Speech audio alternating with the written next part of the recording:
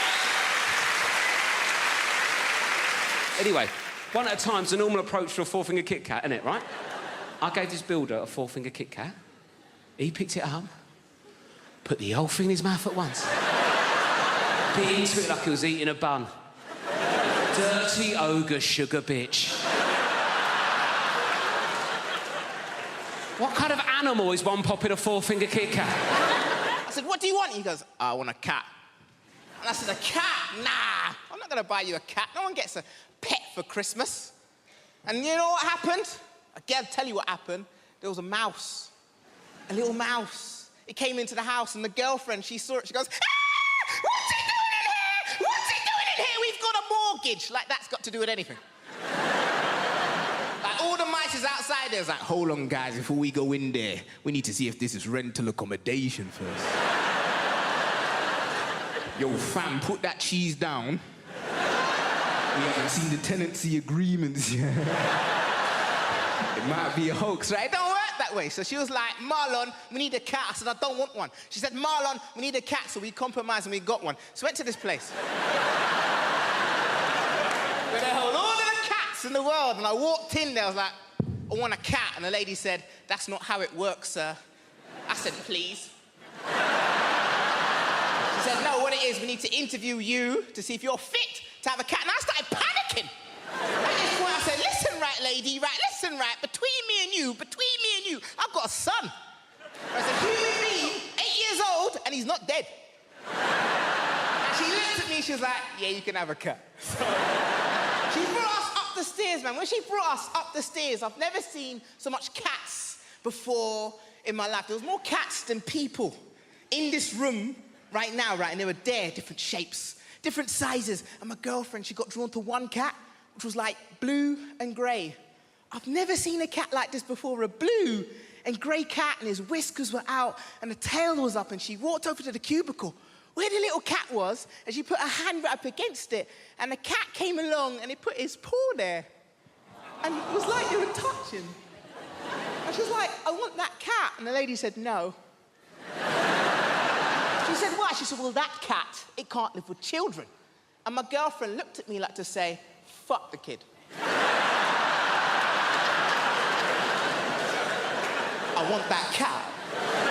The lady said, no, you can't have that cat, but we've got some cats that is suitable for you, but they're in this corner over here, and she walked us into this corner, ladies and gentlemen, and all of the cats in this area here were black cats.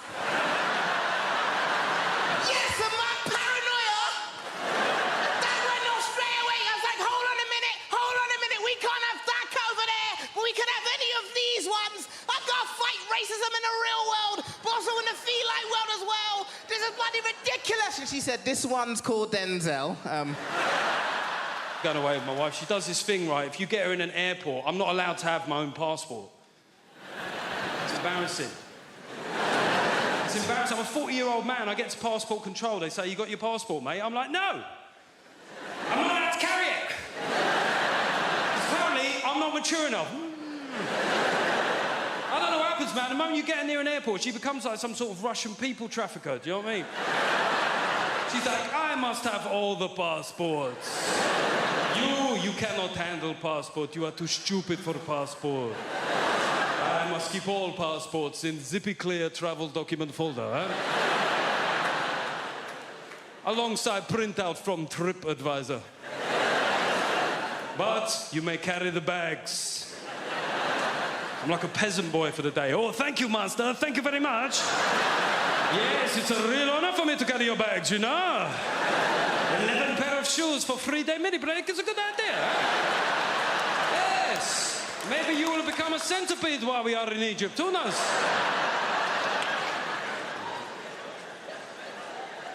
I went on a stag do recently. I went to the Munich Beer Festival. Has anybody here been to the Munich Beer Fest? Seemingly everybody. How many days did you go for, mate? No days. Got deported on arrival. We went for 7 days. We got there on a Monday, right? We had 6 straight days drinking, Monday through Saturday. And on the Sunday, we said, we've got to do something different, right? So we went to Dachau concentration camp. Yeah. It was a weird shout. There's no getting away from it. Could have gone go-karting. I said, no, let's do some World War II here. Took a long time to get there, and when we got there, it was shut. Now, yeah, it felt inconvenient. However, given the wider backdrop of historical suffering, I didn't necessarily think that my inconvenience was that big a deal, right? So I just thought I'll take it on the chin. But we had a mate of us called Tim, and Tim started popping off at the German security guard. He said, mate, it's a Sunday, yeah? It's a big tourist day. It's outrageous that it's shut. I said, to be fair, it's outrageous that it was ever open, you know what I mean? It's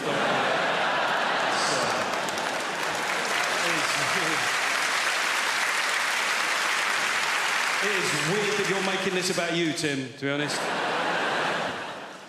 People say dumb things, though, don't they? I was having a beer with my mate Wayne the other day, and Wayne likes to tell you where he was on the occasion of big historical news events that happened within our lifetime, right? So I mentioned 9/11, and Wayne went, 9/11, remember where I was that day? I was like, don't care where you were. I don't see how it's relevant. I don't see how your whereabouts on that fateful, terrible day will form some sort of meaningful historical footnote, Wayne. I'm being honest here.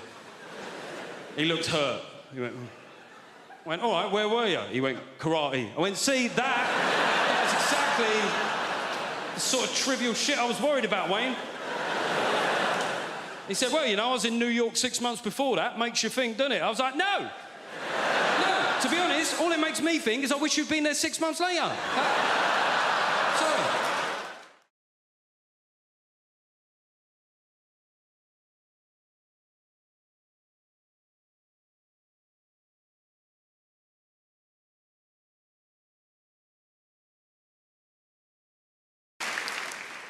All of the parenting stresses me out, all of it. Like right from the beginning, when you're pregnant, you've got to think of a name for your kid. You're like, right, we're going to have to name it. That's tradition. Going to have to give it a name. And it's hard to think of a name for a kid because that's their name. That's going to be their name all their life if it pans out. And I'm an indecisive person. I struggle to think of passwords for websites, and you get help for that, don't you? Like, oh no, weak. And names go in and out of fashion, don't they? Some names, they can be in fashion, but they don't come back in. We all know those names. And I tell you a thing that's back in fashion now, and I find it fascinating, is virtue names, right? That is back in fashion. Those virtue names is a sort of Victorian notion that if you name your kid after a virtue, they might live up to that virtue. But that's risky business, isn't it? That's hubris. I wouldn't risk it. You could call your son Victor. He could end up a bit of a loser. Ernest, he could become a bullshitter. Grace is an ever-popular name. I wouldn't risk it. You could call your daughter Grace. She could end up a sort of galumphing oaf. Sacking her head on low beams. Falling into crockery at dinner parties.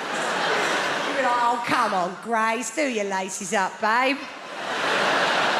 Stop farting. Prudent, she'll end up lip deep in debt, won't she? Chastity. Although my son is called Frank. Someone said to me, you've done it, innit? You've called your son Frank. That's a virtue. To be honest, to be above board, to be trustworthy. I was like, oh, shit, never thought of that. He'd end up an estate agent now, isn't he? He's funny, Frank. I think he's funny. I would say that, wouldn't I? Because I'm his mum. He's not funny. My child's funny. Tell a joke. Look at 774 pictures of my child. But I think he's funny, right? I went to pick him up from school the other day. I pick him up every day because they get proper arsey if you don't. They do. They ring you. They're like, where are you? I'm like, TK Maxx, where are you? Oh, all right then, yeah. So, yes, I went to pick him up from school. And I was late, and I wasn't being very laid back that day. I was running a bit late, a bit stressed. I had my eldest with me. I had my mate's 2 kids that were coming back for tea. I thought we'd just get him and go. He's in reception. I was like, right, we'll just get off, yeah? But the teacher stopped me. She went, can you wait, actually? Can we have a quick chat? In that, you know, voice. So I had to arrange my face into one of those mum pretending to give a shit faces. I said, go on, what's he done? She said, do you want to tell Mummy what you did today, Frank, or shall I tell Mummy? He's got upset now. He's like, you tell Mummy. I'm like, what's he done? What? She said, look, today, Frank stuck a digit up the teaching assistant's bottom.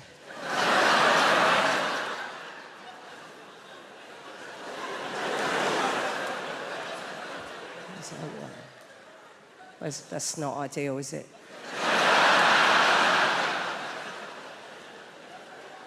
It's very difficult to know what to do with your face. I was going through all the faces in my phone.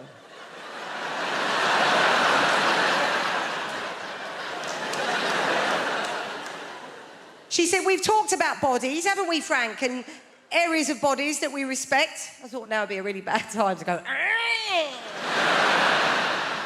This is awful. I mean, this is a finger up the TA's... I mean, this is now they're teaching numeracy in primary education now. It's not like, oh, if Frank's got one finger up the TA's arse, how many fingers are still on the outside?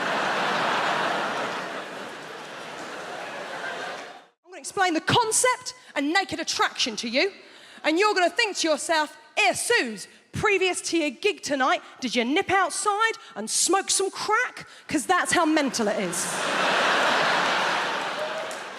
Right, Emma, a girl walks out on stage, she's like, I'm looking for a boyfriend. And the host goes, brilliant, we've got 6 naked men in tubes behind. Then the host says to the girl, what are you looking for? And the girl will always do the same thing. She'll go, oh my God, you've really put me on the spot. And you think, no, you chose to come on this show, moron. She goes, well, I guess I'm looking for a boyfriend, but also a friend. I really like going to European city breaks, maybe someone that likes travel. And I really like music gigs as well, so maybe someone that likes music. And I guess if I'm being really honest, what I'm looking for is love. And the host goes, brilliant, let's see if you can find love by judging dongs. Okay?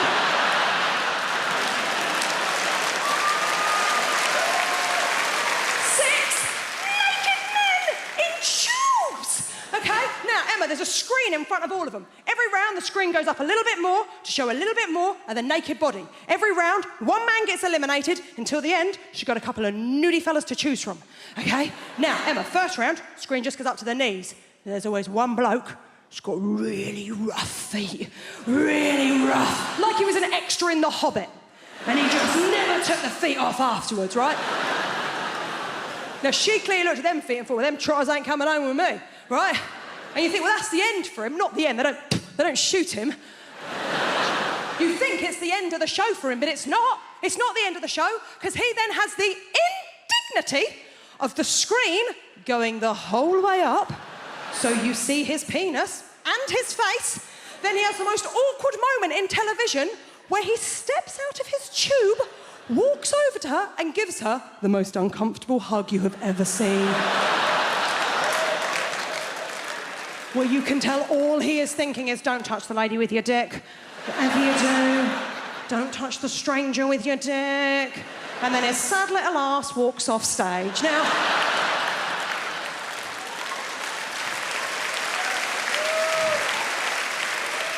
the next round, the screen comes up to the waist. And let's be honest, it is the round we are all watching for. It's cock-a-clock. Now, it's not going to come as a surprise to any of you. There's a lot of people in this evening. I bet it doesn't come as a surprise to one person in this room. I ain't seen many willies.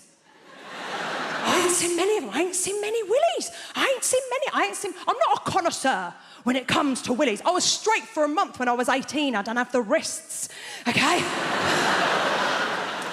But even to me, even to the untrained eye, there was one that I was like, oh, there's something up with him. There was something just not quite right about it. They're not meant to have a corner, are they? Halfway through, it had like a proper corner. Now, she clearly looked at that one and went, ooh. She can't do that, can she? She's got to go work on Monday. She don't look like a bitch on TV. So instead, she had to do a little lie. Emma, see if you can see where she went wrong. She went, I'm going to have to get rid of number 4.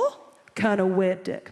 I'm going to have to get rid of number 4 because the way that he's standing, he doesn't really look like a very confident guy.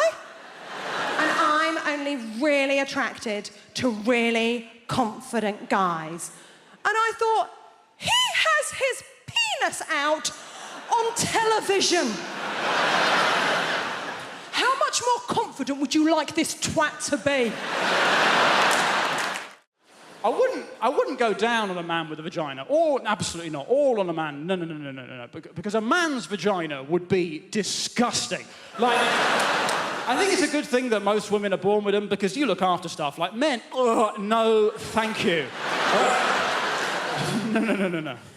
People get so angry though, man. Like, I always used to say the LGBT community, and then someone threw a bottle at me for not saying LGBTQIA+.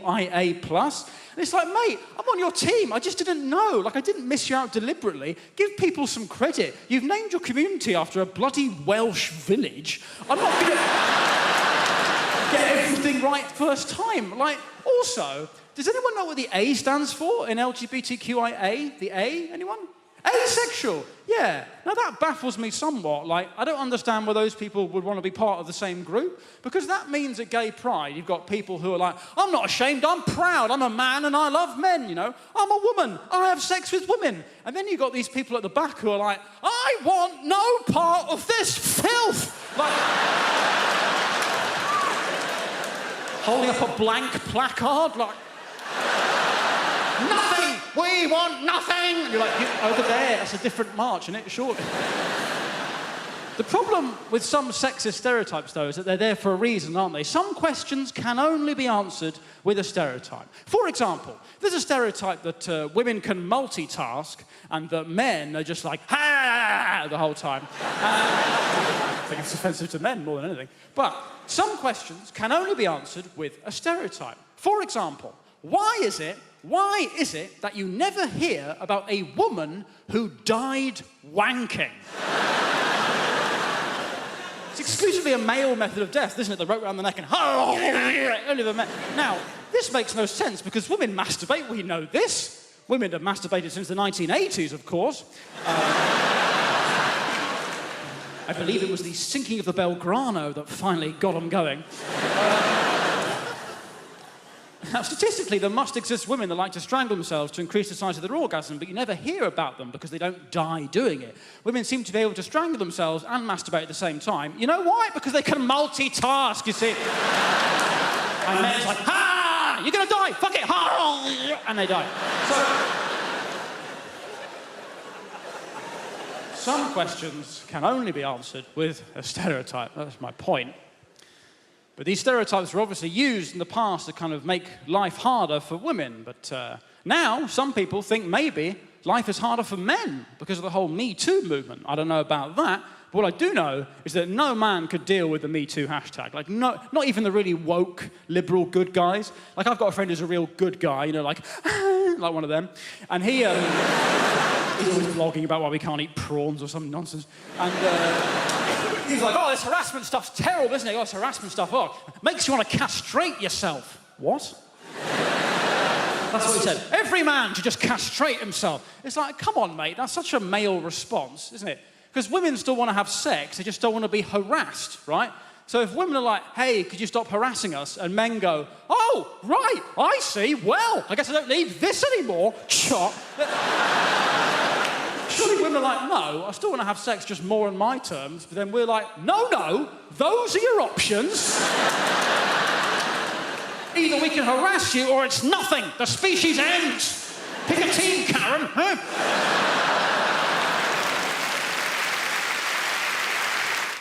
You know, when I found out that I was going to do this gig, I immediately put together a message and I pinged it out on our family WhatsApp group to my husband and my children, because that is the kind of rock and roll comic I am.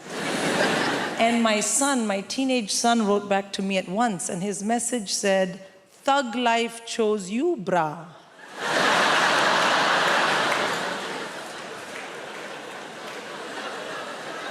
And I was like, oh shit, my child has joined a gang. I mean,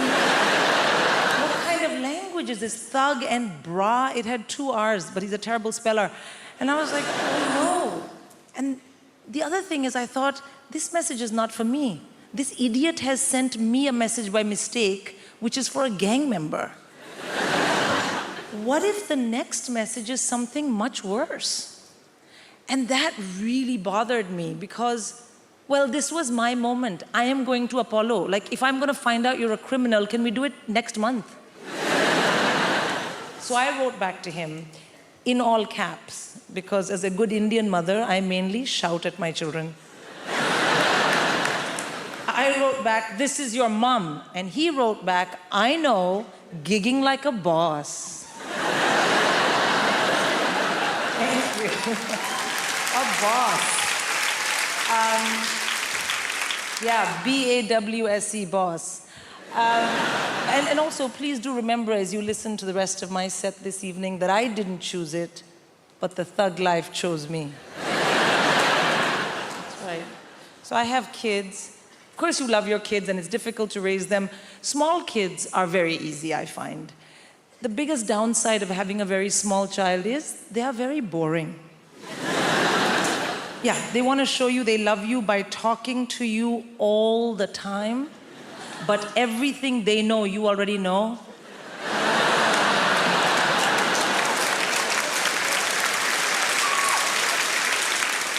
I mean, literally zero value add in any of those conversations.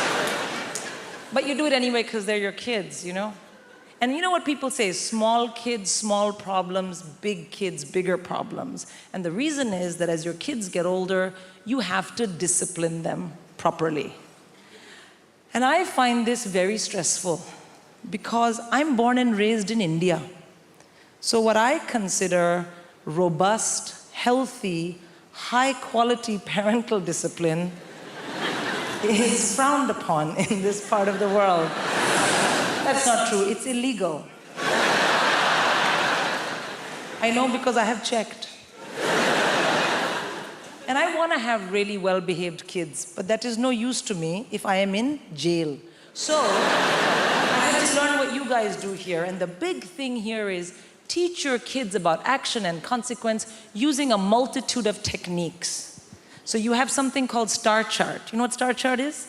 Yeah, no, let me tell you, sir. Star chart is you find something vaguely not negative that your child possibly might be able to do and then work it into the conversation and give them a star.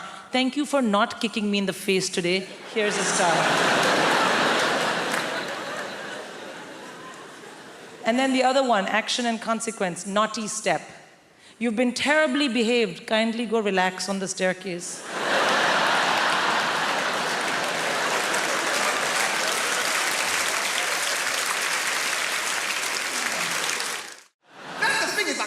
Crazy people and with some crazy ideologies. One of the craziest people I met and the funniest were these guys called the Black Israelites. If you don't know the Black Israelites, right, it's a group of black dudes in New York, right? And they think the black man's the original Jew, right?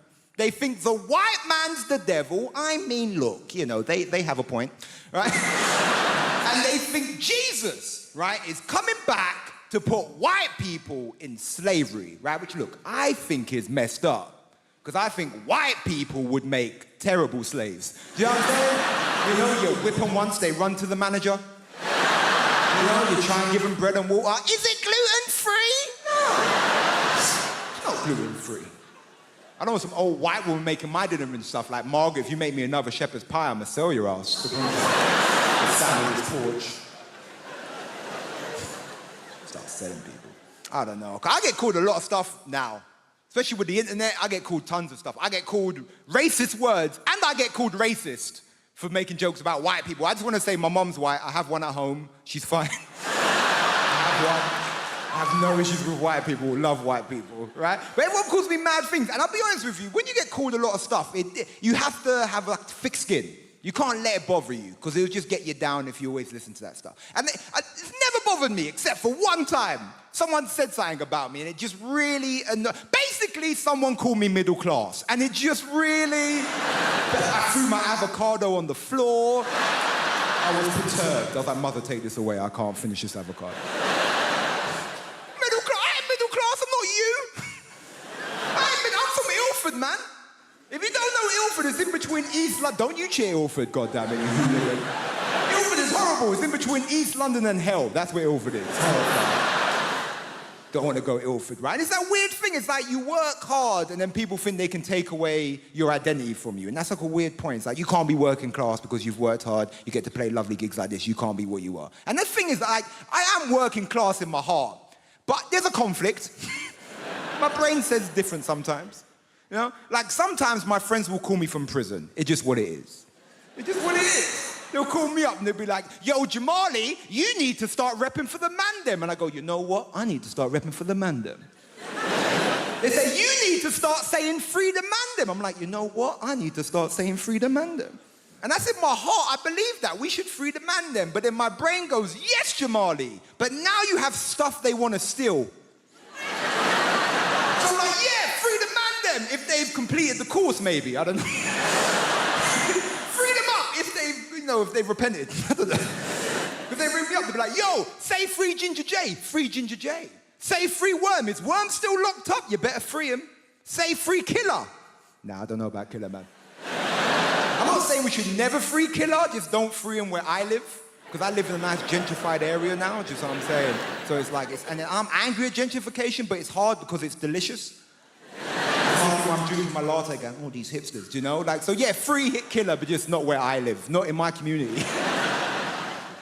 Because gentrification is a weird one, because does anyone remember when London was shit? Like, Hammersmith was shit. None of you would have been able to be here. It was that bad. It was never Peckham shit. Peckham was shit. I go as far as Bethnal Green and look at Peckham through a telescope. That's as far as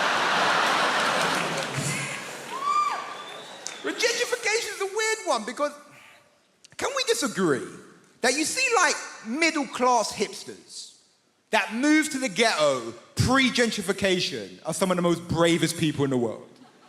Only a hipster can go to the hood and go, no, I see potential. Seriously,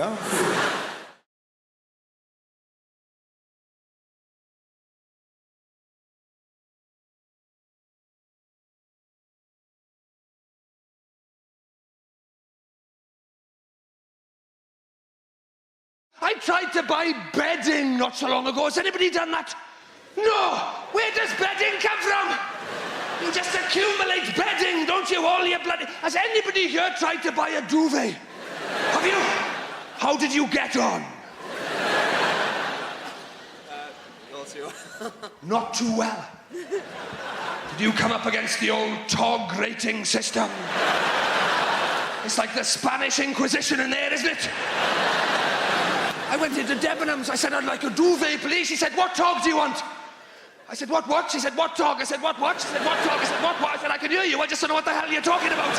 What is a TOG? I went to school. We did metric. We did feet and inches. Nobody ever mentioned TOGs. What the bloody hell is a TOG? She said, it's the thickness of the duvet. I said, all right, I'll have 1,000,000. I was thinking of torches again, right? She said, you can have 8, 10.5, 12. I said, 0.5? 0.5 of a TOG? Now you're giving me 0.5. I don't know what a TOG is. How am I supposed to know if I want 0.5 of a TOG? She said, well, when are you going to be used? I said, at night. Why do you think I'm going to be used it? It's a duvet, isn't it? When do people normally use duvets? Do you think I only go to bed at Friday lunchtimes or in the ad breaks or when Jupiter aligns with Mars? It's a duvet. She said, but will you be using it 52 weeks of the year? I thought, no, I'm going to sell it to cash converters and buy it back every now and again. That seems to make a lot of sense. She said, if you're buying it at this time of year, get a 12.5. I said, what do you mean if? What do you mean if I'm buying it at this time of year? I'm here, aren't I? What other time of year can I be buying it? I said, you're here, I'm here. This is the sale. This isn't a dry run. This is Debenhams, not the Italian job. I'm not casing the bloody joint. Let's do it now.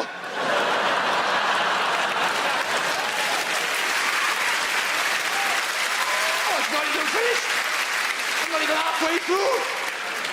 She said, well, how much do you want to spend? I said, if you're selling it now, about £30. She said, oh, you'll have to have feather. Oh, you'll have to have feather for that. Oh, you'll have to have a feather one for that price. I said, that's all right, I'll have a feather one. That sounds all right. Oh, no, they get a bit prickly. Oh, did you have this? They get a bit prickly, the feather ones. It's the quill bits, you see, the quill bits. They get a bit prickly. I thought, well, what the hell are you doing filling a duvet with prickly quill bits? I can't think of anything worse to fill a duvet with than something prickly, unless you've got them out the back full of stabby things or burny stuff. I said, I just want a nice, soft, comfortable duvet. Is this too much to ask? Just give me a nice, soft, comfortable duvet. She said, well, get down then. I hit the deck like my nerves had gone. She said, get up. I said, you said get down. She said, I meant get down instead of feather, you bloody idiot. Get down instead of feather. I said, all right, I will have down. At last we're getting somewhere. I will have down. Give me, she said, do you want duck or goose? I said, I'm going to punch you in a minute. Damn you in a minute. I don't care if it's duck or goose. I'm not going to eat it. I'm just going to sleep under the bloody thing. All right, duck. She didn't. I punched her. She went down. I said duck, I told you duck. She said, I thought you meant duck instead of goose. I said, no, you started that shit. I couldn't care less whether it's duck or goose. She said, but goose is much more comfortable than duck, sir. Goose is much more comfortable than duck. I thought, is it? Is it really that much more comfortable? How much more comfortable than duck and goose be? Have you ever seen a particularly uncomfortable duck, madam? Because I haven't. Have you ever had a duck waddle up to you going, it's all right for them geese, this is bloody killing me, this.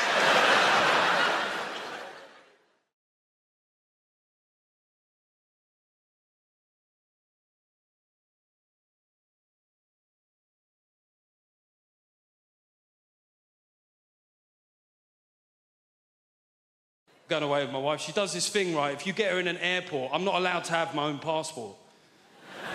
It's embarrassing. It's embarrassing. I'm a 40-year-old man. I get to passport control. They say, you got your passport, mate? I'm like, no. I'm not allowed to carry it. Apparently, I'm not mature enough. I don't know what happens, man. The moment you get near an airport, she becomes like some sort of Russian people trafficker. Do you know what I mean? She's like, I must have all the passports. You cannot handle passport. You are too stupid for passport. I must keep all passports in zippy clear travel document folder, huh? Alongside printout from TripAdvisor. But you may carry the bags. I'm like a peasant boy for the day. Oh, thank you, master. Thank you very much. Yes, it's a real honor for me to carry your bags, you know. 11 pair of shoes for 3-day mini break is a good idea, huh? Yes. Maybe you will become a centipede while we are in Egypt. Who knows?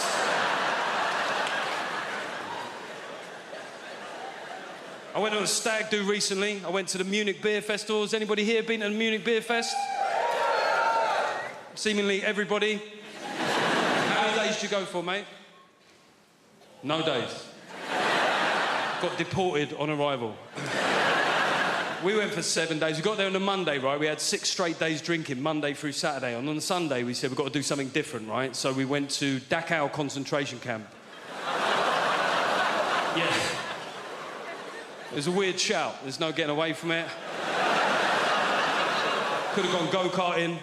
I said, no, let's do some World War II here. It took a long time to get there, and when we got there, it was shut. Now, yeah, it felt inconvenient. However, given the wider backdrop of historical suffering, I didn't necessarily think that my inconvenience was that big a deal, right? So I just thought I'll take it on the chin. But we had a mate of us called Tim, and Tim started popping off at the German security guard. He said, mate, it's a Sunday, yeah? It's a big tourist day. It's outrageous that it's shut. I said, to be fair, it's outrageous that it was ever open, you know what I mean?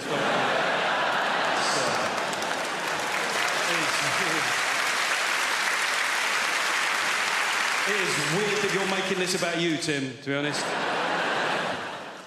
People say dumb things, though, don't they? I was having a beer with my mate Wayne the other day, and Wayne likes to tell you where he was on the occasion of big historical news events that happened within our lifetime, right? So I mentioned 9/11, and Wayne went, 9/11, remember where I was that day? I was like, don't care where you were. I don't see how it's relevant. I don't see how your whereabouts on that fateful, terrible day will form some sort of meaningful historical footnote, Wayne. I'm being honest here. He looked hurt. He went, all right, where were you? He went, karate. I went, see, that's exactly the sort of trivial shit I was worried about, Wayne.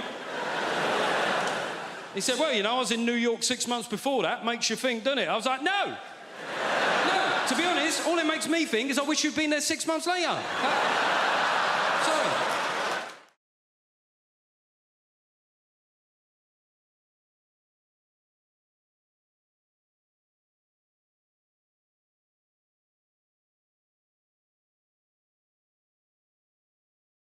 But I have developed a new hobby. Some of you probably already do this. I've started listening into people's conversations on the bus and the train. It's quite entertaining.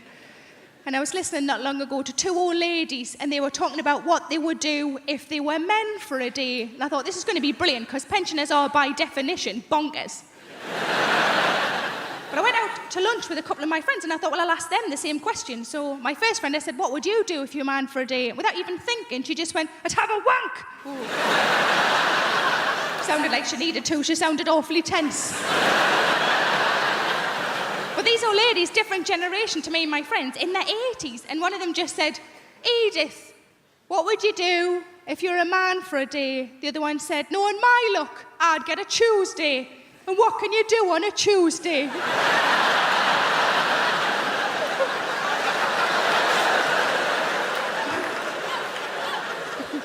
My second friend, I said, what would you do if you're a man for a day? She just said, I just do everything. And I thought she meant like in a sexual way. And I said, is that what you mean? Like you just do everything? And I said, is that what you mean? She went, no, just all the little jobs round the house. But I've been trying to go on a diet. I'm not really very successful.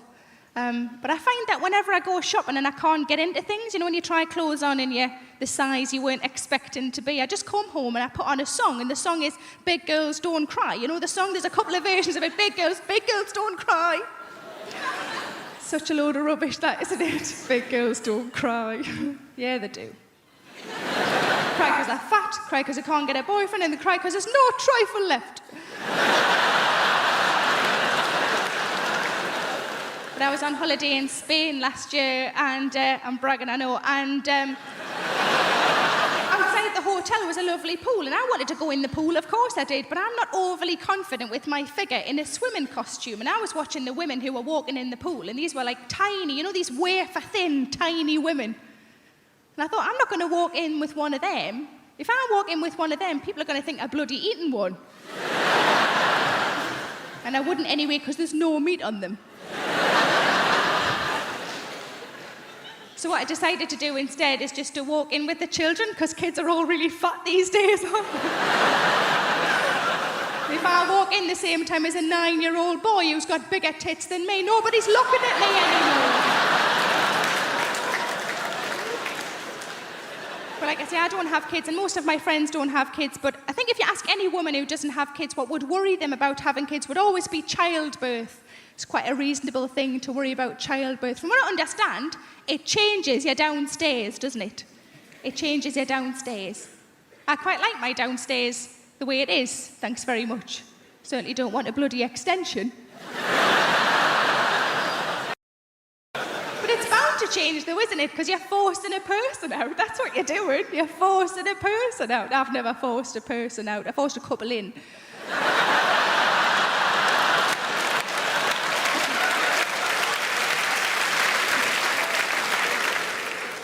With a shoehorn.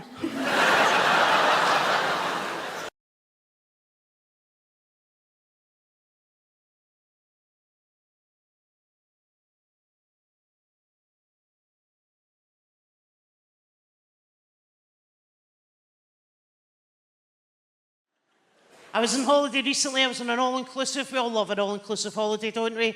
Oh, aye. Chips and gateau for breakfast. Yes. I always think it's amazing. I can always identify where people are from on an all-inclusive holiday. It's fascinating for me. Like the Italians, you can always tell the Italians because they could put on a bag of rags and look amazing. Then you can see the Germans, and they're quiet and they're reserved. And then there's us, the British. That's interesting, isn't it? Because we all want to become pals with each other. I've had a pen pal in Woking for 25 years that I met in Lanzarote. But it was a really, really interesting for me because there's a way I can always tell if someone is from the south of England on holiday. And it's I don't need to hear your accent, nothing. The way, number one, I will tell if you are from the south of England is it will be 9 o'clock at night. It's 28 degrees. The moon and the stars are out, and you come out wearing a wee jumper because it gets a bit chilly.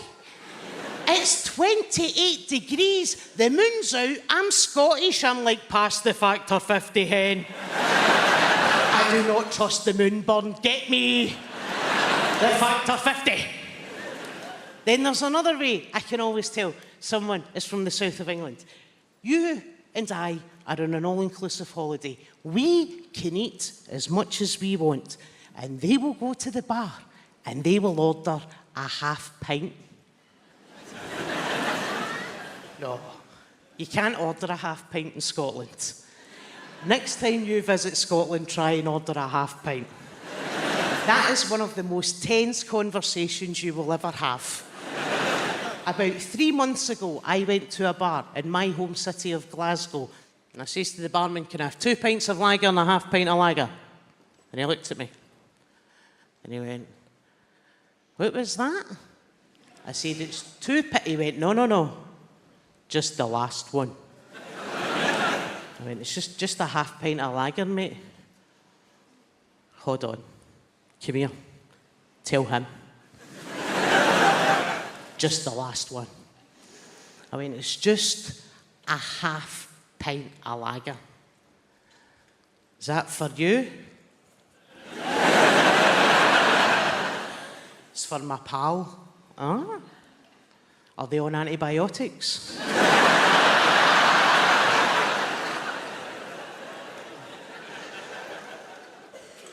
Are they pregnant? Would they like a colouring book and crayons with that?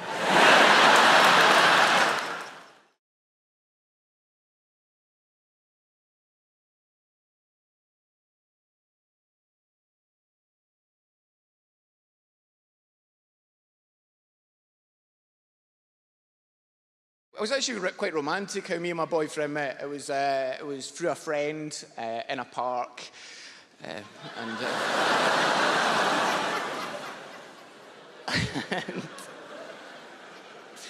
it wasn't on Grindr though, because that's usually how. Because like a little straight people, you've got Tinder, and Grindr is like Tinder, except it tells you how far gay people are away from you in feet.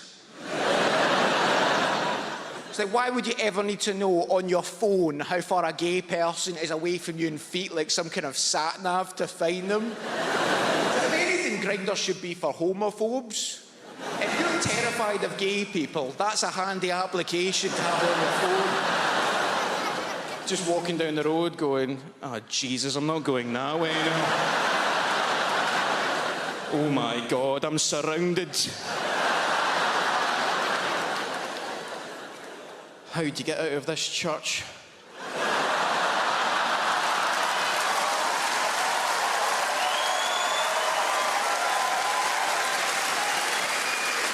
Thank you very much. Did you have the thing, by the way? Did you have the thing of during lockdown, your brain would be remembering cringy stories from your past that you'd forgot about happening?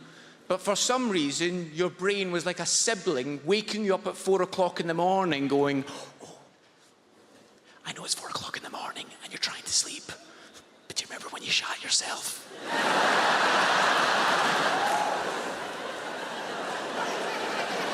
I'll be back in an hour with another one. Because some of the date stories I was remembering, I was like, oh no, that was horrendous. I can't believe I did that. Because on dates, I would get so nervous that I would do stupid voices to try and make them laugh, which is cute, but not sexy in the slightest. Nobody's ever gone, I didn't find him attractive. And I thought, no, I'm not going to go back to his. But then he did Kermit the Frog, and immediately I was turned on. You want to come back to my house with Kermit? It'd be really hot. And on a date, a guy told me he was a massive Lord of the Rings fan. And when he told me that, I thought, I'll save Gollum for dessert.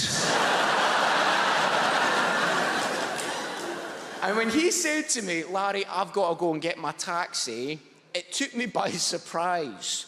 And instead of going, oh, before you go, I've got this wee Gollum impression you might enjoy, instead I panicked, dropped my cutlery and grabbed his hand and led him out of the restaurant as Gollum. So the last thing he can remember of me, and everyone else in the restaurant can remember of me, is me going, come with me, master. Stupid fat hobby needs to go and get a taxi. Oh, but no, we don't want master to leave us. Precious master, don't abandon your Smeagol. And halfway through doing it, I became more self-aware. And I looked up at him and I thought, he's not finding this funny at all. But I thought, it's going to be weirder if I stop halfway through. Because if anything, that's more creepy, going, Master, please don't leave me, no. Nice meeting you, man. Let's do this again sometime.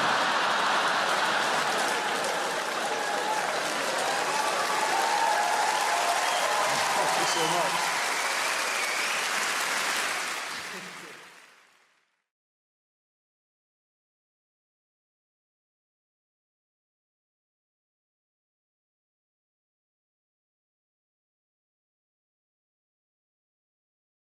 I love watching television. I hate losing the remote control, even if I'm not the one looking for it. Because the house just goes crazy, doesn't it? Why does no one believe you when you say you are not sitting on the remote control? I am not sitting on it! Leave me alone! Come on, just get up. I'm not, I told you! I would be able to feel it. Leave me alone. Come on, just get up. I'm not getting up. I'm comfortable. Please leave me alone. Come on, just get up. I'll leave you alone. I'm not getting... Please go away. Come on, just get up. I forgot. Sorry, there you go. Sorry. My arse can't feel it. For some reason, your arse can't feel the remote control. It's weird. I'm very sorry. I'm sorry.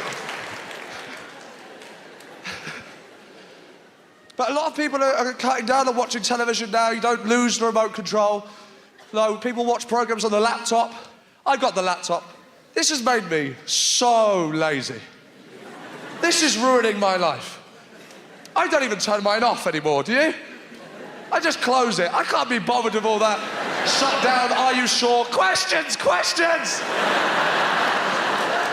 Leave me alone! Mine's been on for years. The poor thing's there just going, I'm boiling! Please turn me off! Even the oven gets a break. Come on!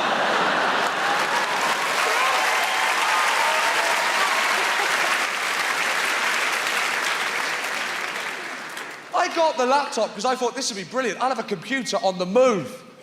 I'll have a computer on the go. I'll be able to use the computer in the cafe, on the train. It'd be brilliant. The only time I ever use my laptop, just like anyone else, is lying down in bed. That's it. I'm not moving. That's it, isn't it? It's not even a laptop anymore, is it? When was the last time you put it on your lap? You put it there. It's a crutch top. That's what it is.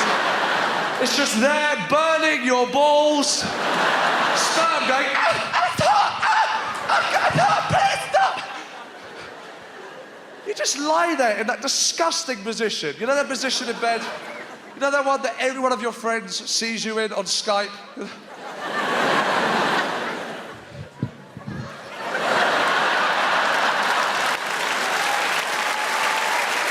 All right?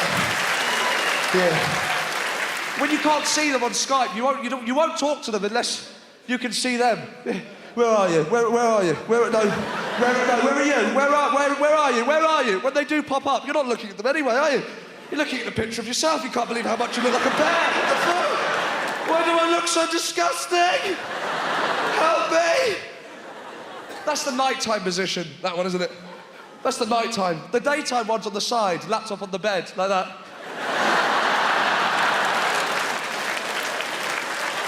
Looks like you're on Babe Station, doesn't it? Call me. Call me. Make sure you call me. You take for granted with a laptop. You know, you get uncomfortable in bed, you want to turn round. Yeah, the laptop, you're just going to, oh, that's better, watch it like that. You take that for granted. To being a kid watching a film at night, television will be on the side of the room going, I'm really enjoying this. I really want to turn round. You'd convince yourself that you'd listen for a bit. I'll just turn around for a bit and listen.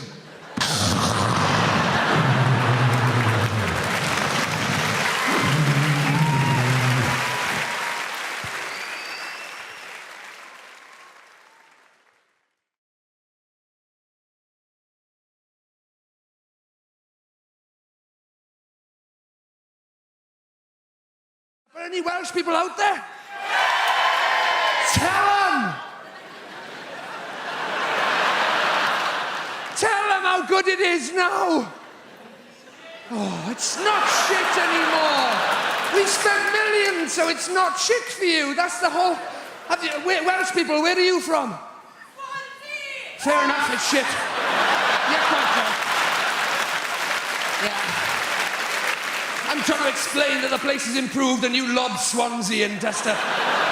Lucky Swansea's still a desperate dump, isn't it? Let's face it.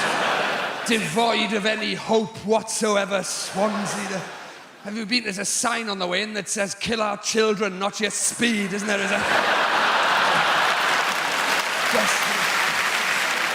I'm talking about places like Cardiff and the places that have... Yes! These places have improved. We've had development money. We've done... Cardiff Bay, have you been there? Go there on holiday.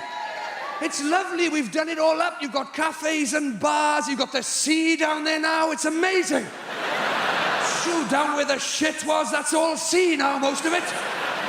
And it's going to be amazing when they finish it. Has anybody seen the posters of what Cardiff Bay is going to be like when it's all done? It's not. It's going to be amazing. There's going to be people chatting, laughing, texting. Welsh people, these are, presumably. Having interesting conversations over dinner. We're all going to be a lot better looking by the time it's finished as well. You look out. Where they're going to get these people with fashionable glasses and teeth from in Cardiff, I got no idea. You've got to admire their optimism, haven't you? Fair play. Talking of optimism, you've got Cardiff Bay. I was there not long ago. Some of these restaurants, some of them have got tables outside. Al fresco dining in Cardiff. They're having a laugh on me. I tried to have a Twix at a bus stop in Wales a few years ago. It was too wet to eat, to be honest with you. Everybody's pretending it's Madrid. Come on, we'll sit outside. Your soup bowl's filling up faster than you can eat it, for Christ's sake. Stop raining! You never get past your starters after 7 hours of soup and rainwater. You give up. So your gin and tonic's overflowing, the little umbrella's blown inside out. Turn it back into the wind! Turn it back into the wind! As waiters with frosted eyebrows fighting their way to the table. Spaghetti carbonara! Spaghetti carbonara! Sure, I'll get another one! I'll get another one! As people throw in Lifebuoys to their bread rolls. I'll pull you in! I'll pull you in! Peas being airlifted to safety. Oh, Wales is improving. Even the valleys. Go to the valleys on holiday. Even the valleys. They are. Shut your face. They're getting better. They're getting better, the Welsh. I did a gig in Pontypridd. In the Welsh valleys. Were you there at the gig I did when there was a piece of sun-dried tomato on the stage? Not bullshit. In a real piece of sun-dried tomato. We couldn't even do the gig. Everybody was just staring at it. I couldn't get them back. I couldn't get their attention. That's not local to your area, is it? The sun-dried tomato. Hey, there was a pile-up in the valleys a few years ago because somebody mentioned satsumas. Did you read about that? Somebody's trod in that, haven't they? That's what's happened. Do you live here now, madam? Do you live here? And are you from the valleys? My boyfriend is from the valleys. Your boyfriend? It was probably him that trod in the sun-dried tomato and dragged it all the way back. That's what he probably stepped in the sun-dried tomato in London and took it all the way back to the... He must have been shitting himself on the way back. They'll kill you for that in Pontypridd, won't they? Get it off me! They're gonna kill me! They're gonna kill me! Ditch the shoe! Ditch the shoe!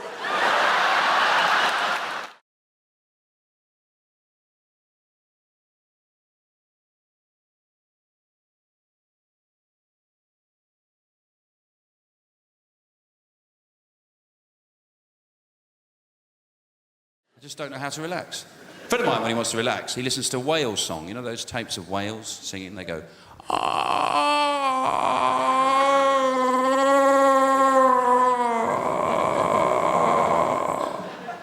I think, firstly, they're not singing, are they? No, they're faxing.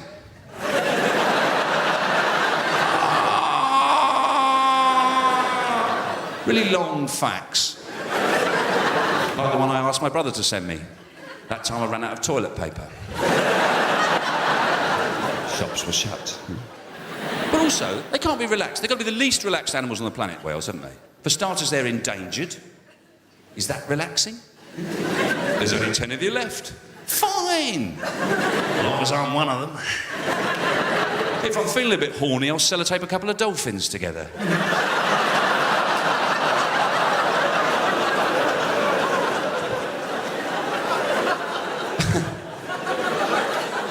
But not only are they endangered, they're the biggest animals on the planet, whales, aren't they? They're enormous. Me doing that doesn't really get across how big they are. They're massive. But they eat the smallest, don't they? Plankton and krill, tiny little creatures like that. Imagine you're a great big animal, you're starving hungry, you never get a good bite of anything, never get a good, oh, that was bloody lovely, that was. No, just all day long shoving tiny bits of food in the side of your mouth. Oh, I'm sick of these stupid little things. Oh. I like to think of it as Jeff Capes living on hundreds and thousands. He'd be furious, wouldn't he? I'm starving! And he'd be wandering around looking for whatever the individual of hundreds and thousands is. I don't know what you call them when you've only got one.